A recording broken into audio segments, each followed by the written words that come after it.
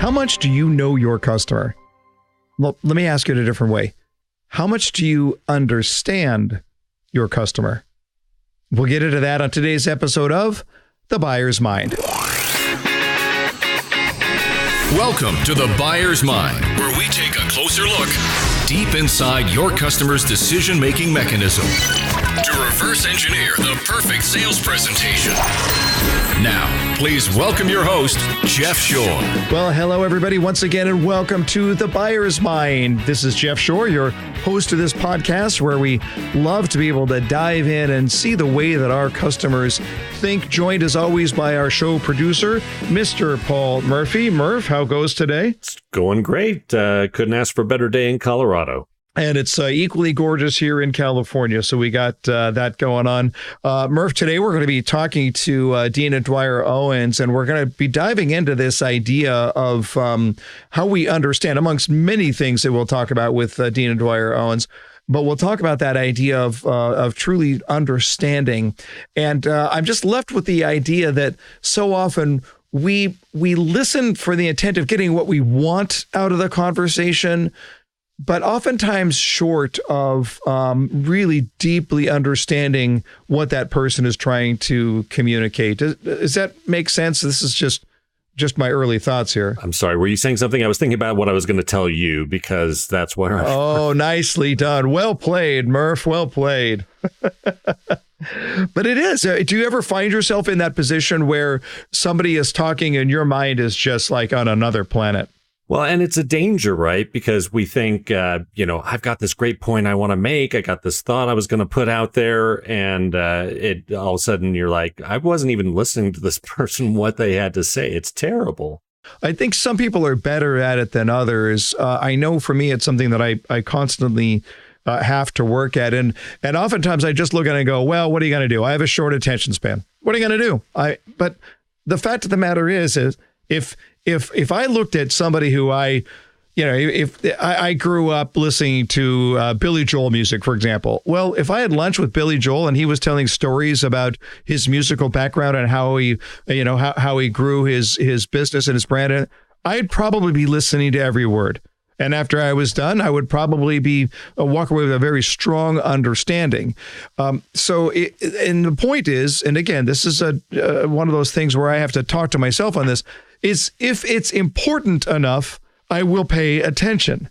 If it's important enough, I will pay attention. And so when we think about sales then and the world of sales and sales practitioners, I think it really begs the question, how important is it for you to listen deeply, to listen intensely?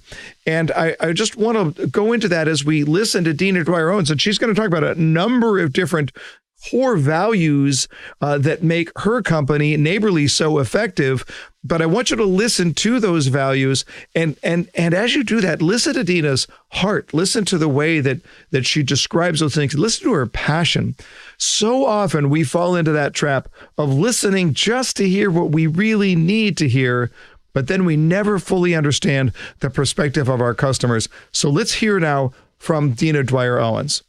Hey, it's a great thrill to have Dina Dwyer-Owens on the show here. She is an entrepreneur, author, philanthropist, keynote speaker. She's the co-chair of Neighborly, which is just an amazing organization we'll talk about here in a little bit. The brand ambassador for countless companies, made truly famous on the show Undercover Boss, if she sounds familiar to you. Extremely active in so many different areas, including helping veterans to own franchises. I'm getting tired just reading her bio, so I'm going to switch over here. Joining us from Waco, Texas, Dina Dwyer-Owens. Dina, how are you today? Hey, Jeff, I am fantastic and delighted to be with you. You've got quite the resume there. Are you just one of those people who just doesn't have a pause button? Is that is that true? Well, I guess I don't have a pause button, but I have gone from being co-chairman of the company now to a grandmother. So I'm fully a brand ambassador for the brands, former CEO and chairwoman.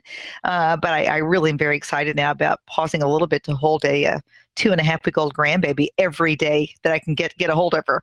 Good for you. And is that your first there? It is. Yeah, I could tell. I can tell in your voice. We at the time of this recording, I am actually overdue. I am not, but my daughter is for our third grandchild. So yeah, we're standing by the phone. If I suddenly just go away, you'll know what happened. I got a text from my daughter. One of the things that I wanted to have you on the show just because you have so many interesting takes that are out there, but you've got this whole neighborly thing going, but then you've got books that you write along the same line. There is a common connection, though, that by the time we look at it all, and it has to do with your customer focus, your sense of customer focus. And because you work with so many different companies through Neighborly, it's got to be a challenge for you on the sense that you have a lot of different customers buying a lot of different products that you are all sort of connected to. But I assume there are overriding principles that you follow when it comes to how you look at your customer and how you take care of your customer. You bet.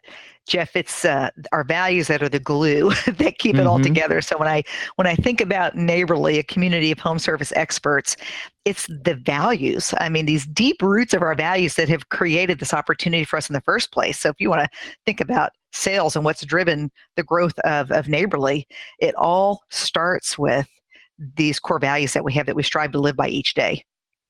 And are these the values you reference in your book, Live Rich?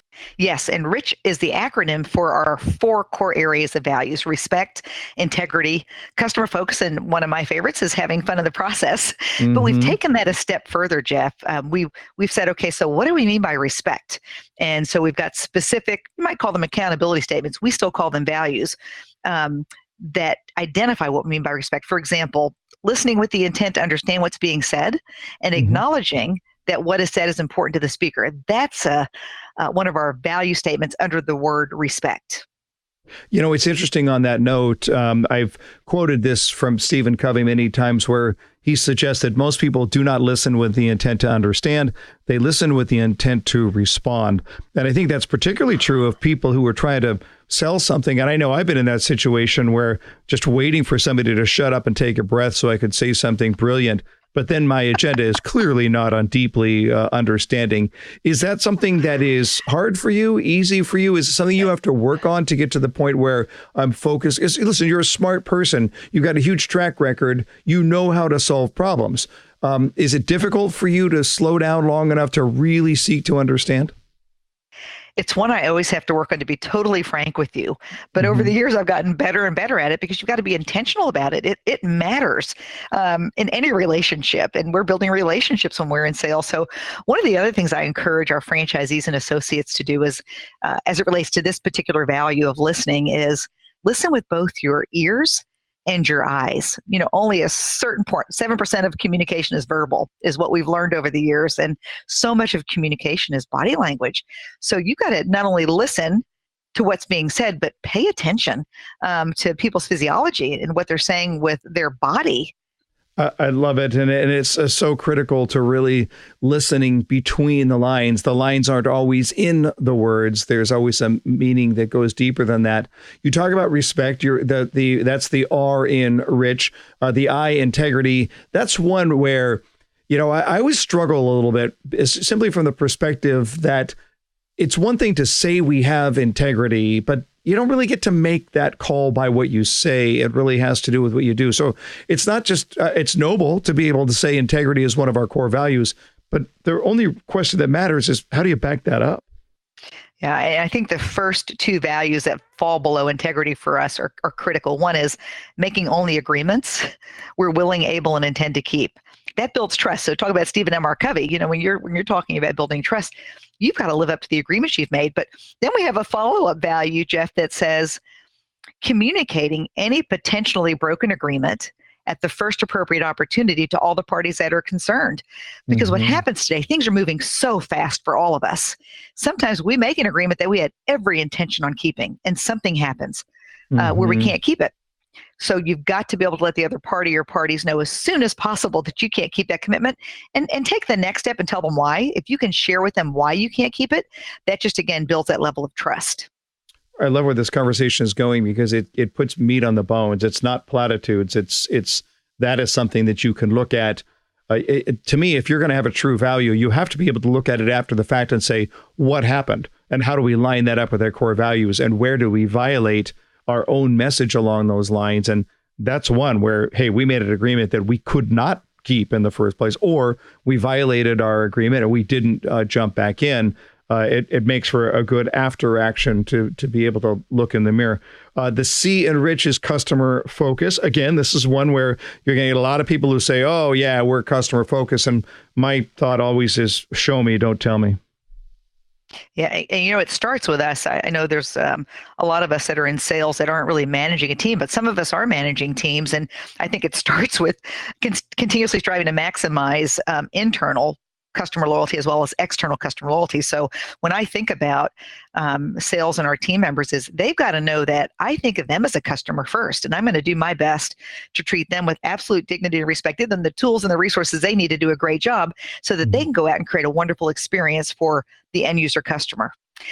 So it's critical that we think about that both internally and externally, and then we measure our performance. You said it earlier. We can talk all day long about being good at these things, but if we don't have the courage to measure our performance and really ask, how are we doing? Are we really living up to these?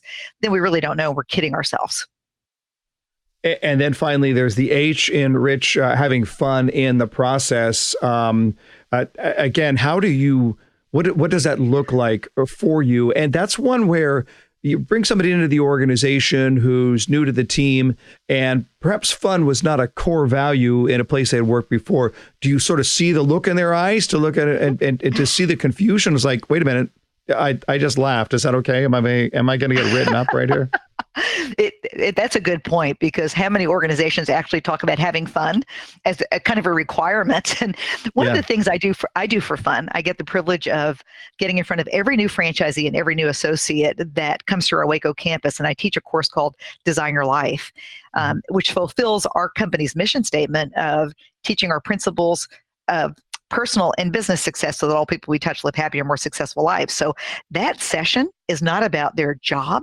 That session is not about the franchise they just acquired. That session is all about, what is it that you want to achieve in your life? What do you want to be remembered for? And are you doing the things that you need to be doing now so that you end up there? And it's all 2.5 hours really of helping them get clarity about what they want to achieve in their life and how is this career or this franchise going to be the vehicle to help them get there. That is fun for people. It's uncomfortable because it forces them to think big about their futures. And a lot of people aren't used to doing that. So that's just, one of the things we do here for fun. Neighborly is an amazing organization, but it's not the easiest just for an outsider looking and say, well, let me tell you what Neighborly does, because Neighborly does so many different things. What's the cocktail party answer to what is Neighborly? Yeah, well, we're a values-guided world leader of franchise businesses that focus on repairing, maintaining, enhancing homes and properties. So it's really all about making your home or your property more comfortable for you. I mean, you spend a lot of time there, maybe not as much as you'd like, but you want it to be comfortable. So Neighborly is this community of home service experts. We have 22 service brands today. We are the world's largest franchisor of home service businesses. And it's really all about making the customer more comfortable in their homes and properties. But if you're looking for our services, getneighborly.com is where you would go. And it's so easy to sign up. Literally, if I can do it in 30 seconds, people can probably do it in 20 seconds, and it's free. Yeah. But you can plug in your zip code, join it, and it'll help connect you with all the trusted professionals that are part of the Neighborly community in your neighborhood. And the ratings are real time, so they're coming from your neighbors, not from somebody across the pond. Right. They're real-time ratings from your neighbors. We can track all your service history, and we also have an opportunity for you to tell us what you want to be reminded about. Maybe you don't do a good job at changing your air conditioning filters, and you want us to just ping you every quarter and remind you to change those AC filters. One of the things that I talk about with groups and individuals, frankly, on a regular basis, is the idea that your standards are not what you desire. Your standards are what you accept. So as we're looking through the values, the principles, what makes you good at what it is that you do, this all sort of falls under the idea of what are your standards. Of course, we're all human, but how have you been able to hold to your standards in such a large organization with so many different franchisors out there, and yet your job there is to try and maintain the very, very high standards that the company is known for? Yeah. First, I'll give a disclaimer. We are not a perfect company. We don't live up to our standards every single day, but we do strive to. So we strive to reach this high bar that we've set for ourselves. And one of the things that we did, being a franchise organization, Jeff, we take what's most important in our businesses and we create systems around that so that those systems can be replicated so other people can achieve the same success. And so many companies and so many individuals don't even have clarity about their values. So that's the first step. You've got to get clarity about your values. And once you do, what is the system for keeping those values front and center every day in your lives? And what we've done is simple.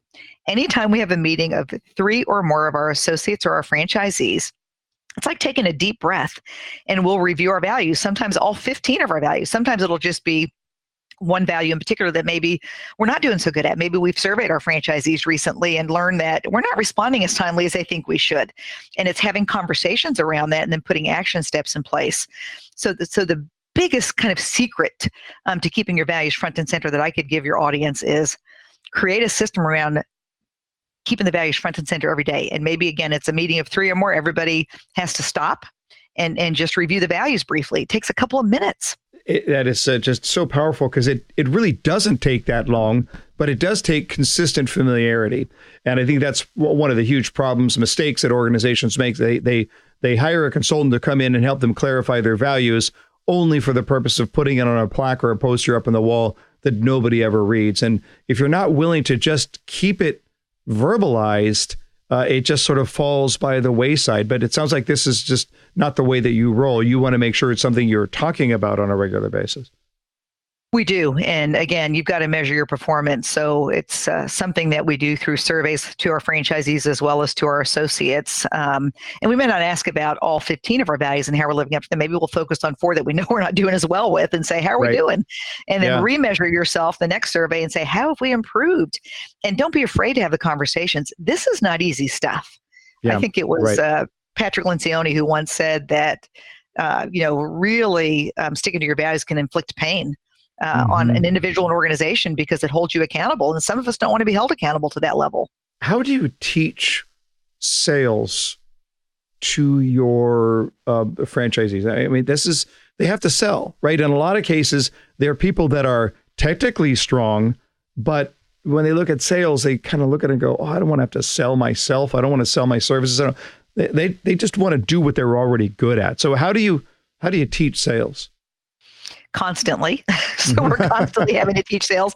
And in my mind, what I just saw when you asked that question was we had some of our leading franchisees of Mr. Rooter in Waco last week for 3 days teaching sales. So it's a constant thing that we all have to work on and get better at. And you're right, when you're working with service professionals who may be great at fixing appliances, we have to help them become problem solvers for the customer. And it's the mindset of you're not here to sell them something, you're here to help them fix their problems. Tell us about your experience on Undercover Boss. Well, I wasn't very good at the job, so I needed a lot of training. In fact, I'll never forget after the episode, I had a reporter call me to say, so, I'm guessing you had to kind of dumb down and act like you didn't know how to do the work, Dina. Is that right? I said, absolutely not. I did not know how to do the work. Where I had to dumb down was when they started talking to me about our values, because I was so familiar and I'm so committed to our values that's where I had to pretend like I didn't know anything. But it was a wonderful experience. A couple of just quick highlights. Number one is the feedback we got from the viewers was consistent that it's so refreshing to see a company that's working hard to incorporate their values into the everyday work that they do, because it's sorely lacking in our world today. And the thing that I really got out of it is the huge responsibility we have as sales leaders. I mean, anybody out there that's in sales is a leader, and the responsibility we have to do what's right by the customer. It's a huge responsibility. We've got 3,700 franchisees representing Neighborly across the globe now. We've got a huge responsibility to make sure that we are holding ourselves accountable to doing what's right by the customer. Yeah, that's fantastic. Love it. Was it overall, was it a fun experience? The undercover boss thing, was it fun? It was a lot of fun, but it was way more work than I thought it was going to be. And the work part of it wasn't spending time with the what they call the contributors. I love people. The work part of it was standing around and waiting for the airplane to go by so you could actually do the filming you needed to do. I wasn't accustomed to standing around and waiting for much of anything. And that was the hardest part for me. But do I have a respect for the film crews and the logistics teams that get out there and have to do this every day. It's a lot of work. Yeah, absolutely. Talk a little bit about the work that you're doing in helping veterans to own their own franchises. That's just, it's so exciting to hear. And it must be just a complete thrill for you to literally change somebody's life after they're trying to adjust into this new, really scary and frightening world.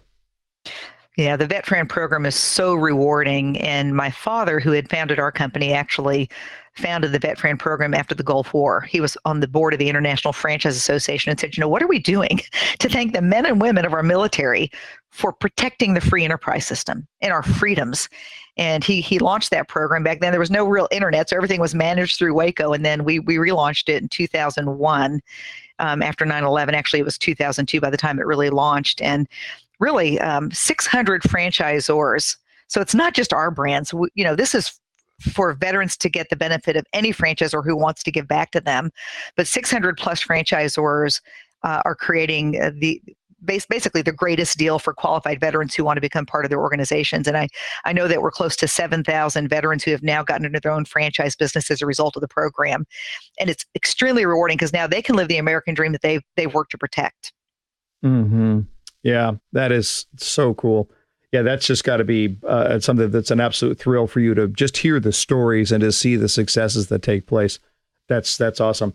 And then because you have nothing but free time on your hands, it sounds like you do some keynote speaking out there. And for those of you who are looking for a keynote speaker for your next event, you can go to DinaDwyer-Owens.com. We'll put that in the show notes.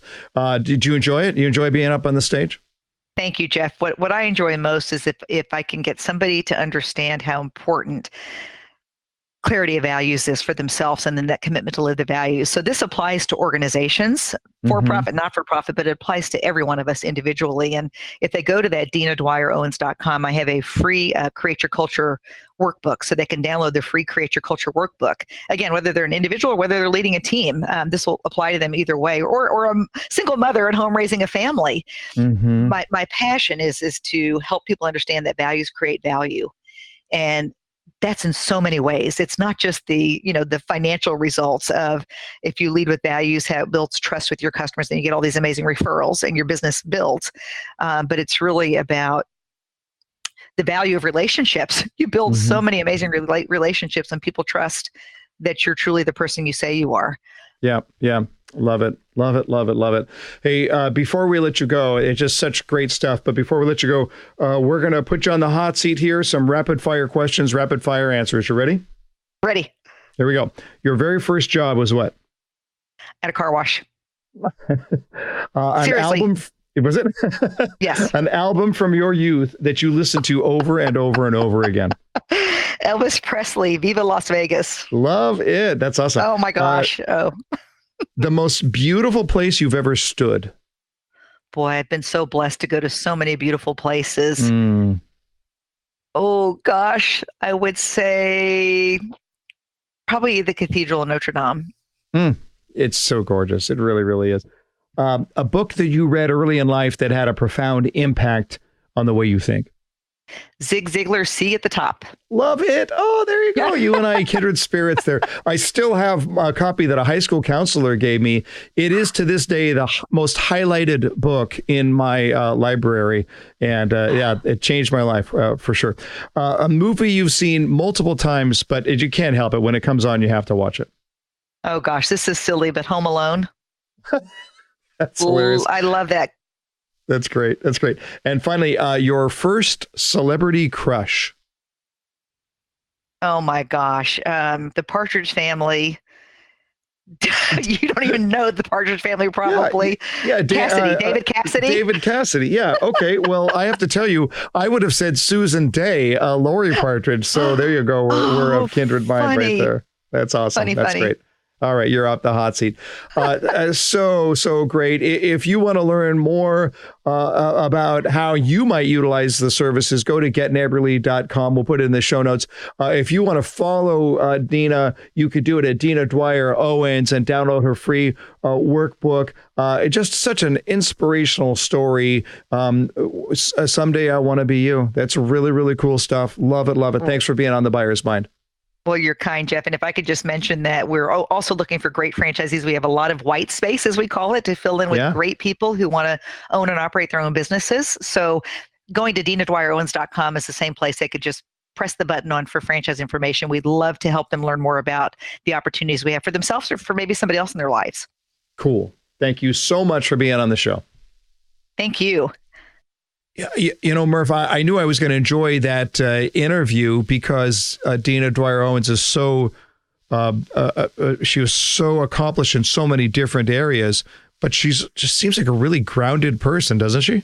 Well, and you'd think somebody who's got, 3,700 franchisees, 22 different companies underneath Neighborly, that they do $2 billion in sales. It's ridiculous. And yet she is so comfortable to talk to. Very, very sweet lady. And brilliant. I mean, she's just super, super smart, especially to be able to do so many things simultaneously. I loved the idea of integrity. I challenged her on that on purpose during the interview because so many people talk about integrity, but they say, hey, everybody, have integrity, okay? But she gave it a really, really cool definition, the idea of making agreements only that you intend to keep, that you're able to keep, that you're willing to keep. And if you're not able and willing and intending to keep them, then don't make the agreement. And then part B, if you come up short of that, then you got to own up to it. You got to fess up and step in. So there was something there to be able to, as I mentioned in the interview, go back after the fact and looking to say, where did we drop the ball? What went wrong right there? But the idea of making agreements only that you intend to keep, that alone would probably change the perspective of a lot of people in regards to how they define integrity. Did that get you thinking, Murph? Was that different than what you were expecting as far as the definition of integrity? I'm not surprised by the definition, but let me ask you this, because this is the thought that popped into my head. We talk about value and integrity and certain words like that we have also defined on this program as not seller words, but buyer words. It's what the buyer thinks of us, isn't it? Yeah, I think that that's absolutely right. Integrity is one of those things that you can strive to, and you can build in systems around you to make sure that there are those check marks, as clearly Neighborly has done, as Dina just reported. But it is one of those things where perception is reality. So if somebody looks at you and says, I do not believe this person has integrity, well, there's a reason that they believe that you don't have integrity, because they feel that you violated your agreement, that you made an agreement that you did not keep, or even worse, that you had no intention of keeping. So that's a real issue that is, and I think you're right, Murph, it is one of those words that other people own, and yet we have a responsibility to do all we can to protect that and to make sure that we are not giving pause for somebody to come along and challenge that. I also love what she talked about under the idea of customer focus. And the idea that seeking to understand is a skill set, right? I could look and say, I really want to deeply understand my customer, so I'm going to try, darn it. But there is that, and Dina fessed up to this, and I do too, that this is something that requires work, that I have to really deeply focus on, that I have to, for me, when I'm on the phone, I have to eliminate distractions around me. I cannot have a file open in front of me. I can't have something on my computer. Anything will catch my attention and draw me away, and I need to stay laser focused on that conversation. But that's a skill. Surely the mindset has to be there first, but that's a skill.